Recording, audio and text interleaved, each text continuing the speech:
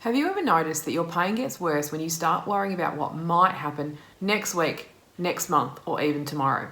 If your pain seems to flare up when your mind starts racing about the future, it's not all in your head, but it is in your nervous system.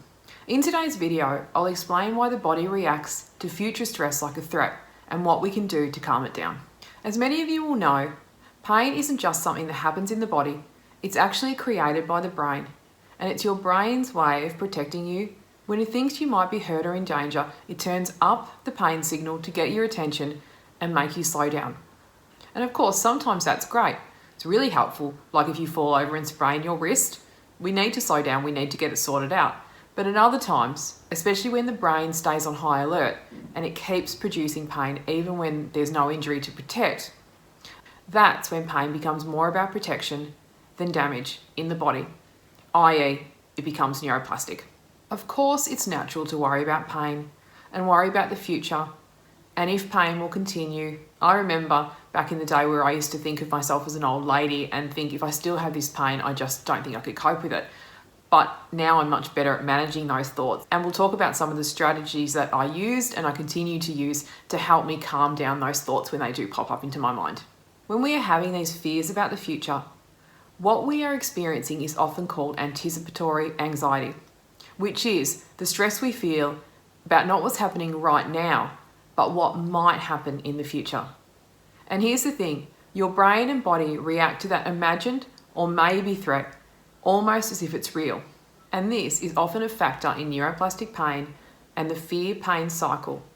We might feel anxious about what might happen when we have to, for example, get on a plane or go to a social event or maybe do a presentation at work. And of course, for a lot of people, these are normal fears, but it's all of that anxiety we have before the thing even happens and worrying about what might happen when we have to do these things, which, as many of us know, most of the time, it doesn't end up happening or doesn't end up turning bad, but all the fear and worry that we have beforehand can take away from the joy of actually doing something that we really enjoy. A pattern that I've noticed with many of my clients and people that I know in my life started showing up after COVID lockdowns, and we had really big, long lockdowns here in Melbourne, in Australia. And so it's quite common for life to have been really different for us for a very long time. But what I noticed is that many people during lockdown and being able to work from home or having to work from home, their pain levels actually improved. Maybe their backs felt calmer or their digestive issues seemed to settle down. And this was probably due to the fact that they were in a familiar environment, they were able to move around whenever they wanted to and adjust their schedules, take breaks as they needed to, and just had a bit more flexibility perhaps in their day. But as soon as the emails came in saying it was time to return to the office, their symptoms spiked. But the thing is, this happened before they went back to the office. It was triggered by the email and the anticipation of what it was going to be like to be back in the office. And some people started worrying weeks ahead of time with thoughts of, what if my back pain flares up? And some started worrying weeks ahead of actually having to go back in the office with thoughts of, what if my back starts playing up when I have to sit all day? Others noticed old digestive issues, for example, creeping back in. And sometimes these symptoms were severe enough that they worried that they wouldn't be able to even have a commute to work without discomfort. This wasn't just usual stress, it was actually anticipatory anxiety and the body reacting to an imagined future as if it was already here in the present moment. And in response to that, the nervous system began preparing for a threat, whether this was the long hours in a chair or the pressure to perform or maybe less control over breaks, food, for example.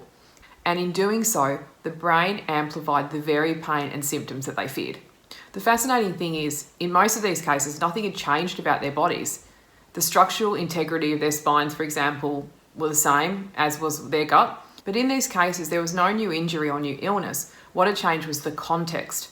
The brain had perceived danger and the protective pain response was switched back on. But with my clients, once we worked through the fears and retrained the nervous system to feel safe in those environments again, the flare-ups began to settle, sometimes even before they officially had to return to the office. The thing though with anticipatory anxiety is that it encourages us to avoid things, and avoidance leads to having a smaller life and often a less meaningful life to us. Also, avoidance ends up reinforcing anxiety about the future and what might happen, the dreaded what if. And in many cases, avoidance also increases our fear of having physical pain. So when we have these worrying thoughts, like the ones above about going back to the workplace, the amygdala, which is the part of the brain that I like to call the jumpy superhero, sets off a whoosh of emotions and we get uncomfortable feelings, usually fear. And can we stop these feelings? No, not exactly.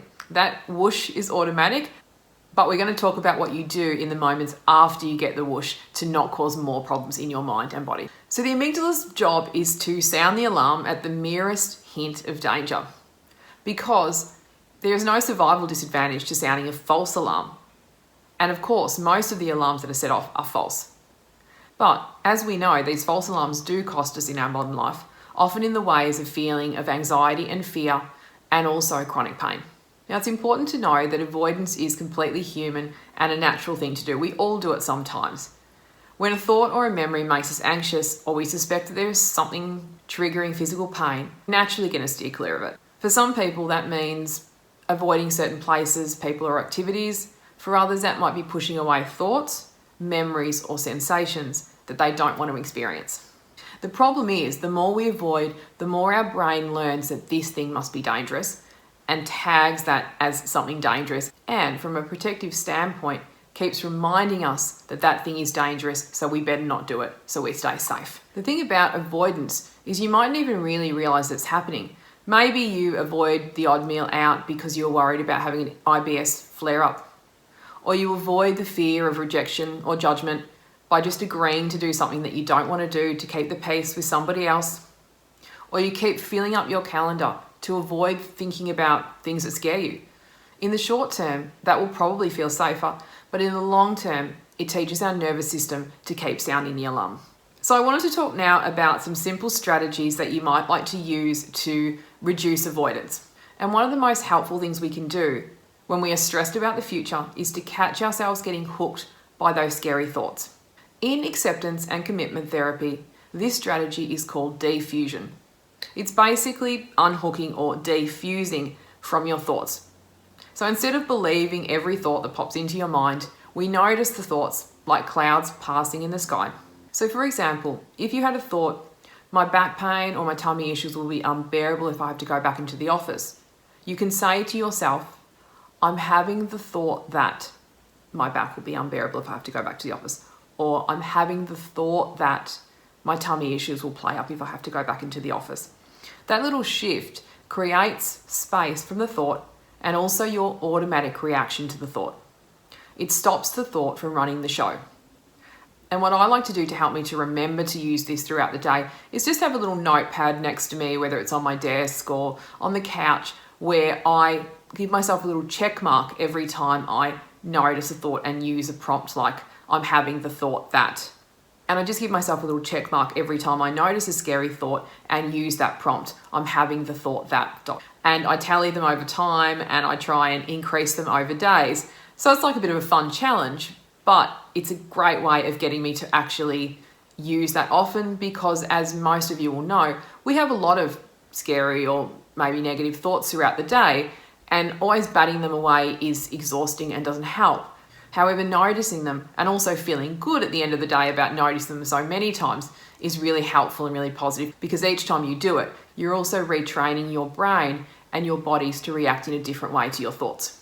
The other strategy that I really like to reduce avoidance and just to bring yourself back to the present moment and make a decision from a clear mind is to notice your environment. So really simple. And the beauty of this is you can do it anytime, anywhere, because it's quick and it's easy and it doesn't need anything. You can do it in the middle of a meeting or a conversation or while you're eating a meal.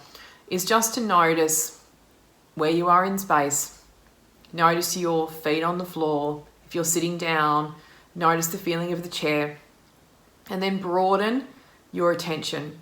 And so for me right now, I can see some clouds in the sky. I can see some trees with the leaves gently moving, and I can see my favorite yellow throw over the couch. So it's just naming a few things in your environment, which brings you back to the space, brings you back to this time here now, and just saying to yourself, right here, right now, I am safe. Because most of the time in the present moment, we are safe, and it's just taking a moment to take a breath and notice that. And if your fearful thoughts are about work, for example, you can also do it in the workplace, at your desk, in a meeting, while you're on Zoom. Just notice your feet on the floor, your body in space, and then name 3 to 5 things that you can see in your environment. So taking some time to do these activities and to just stop struggling and fighting with those future worries and gently returning to the now, your body often follows. Often you'll find the pain eases and life begins to feel more meaningful again. Thank you for listening today, and I'd love to hear in the comments what you are going to start doing that you've been avoiding for fear of experiencing something that you don't want to, whether that's physical pain, thoughts, sensations, memories. In closing, I also just wanted to mention that I do work with clients one-on-one through hypnosis and coaching. If you'd like some personalised help calming down your nervous system and reducing neuroplastic pain, I would love to see you. And if you would like to book in a free 20-minute consultation, the link is below. See you next time.